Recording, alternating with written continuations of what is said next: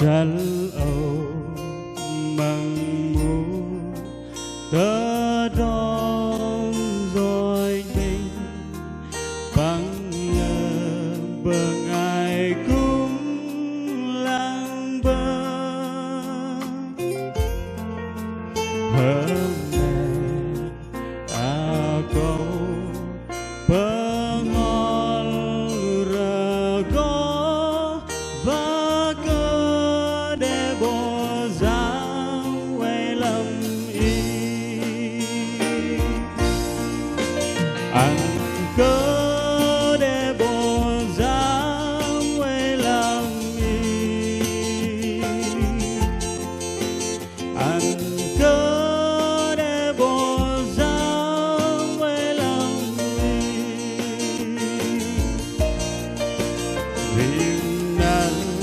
rồi tớ đón em bằng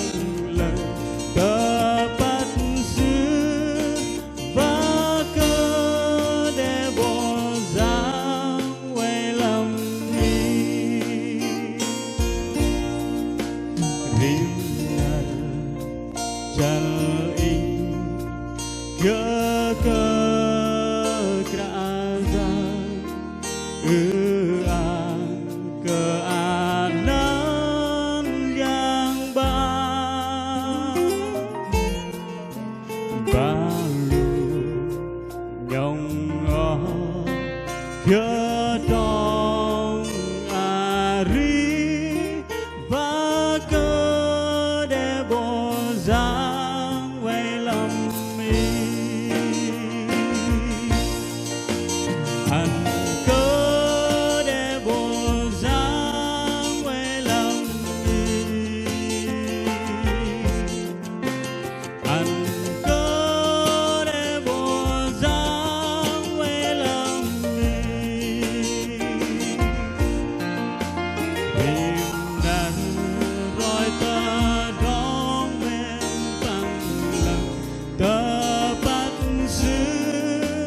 và cơ để bỏ ra quay lầm y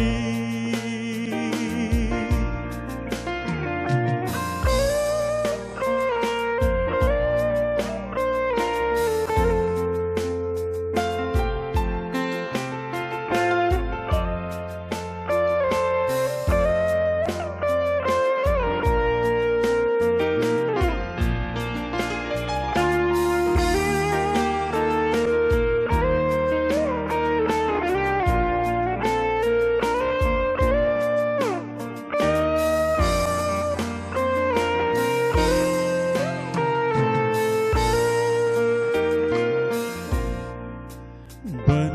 đây hơn đi quay hướng lần rõ đã chờ ari ô lối tình đã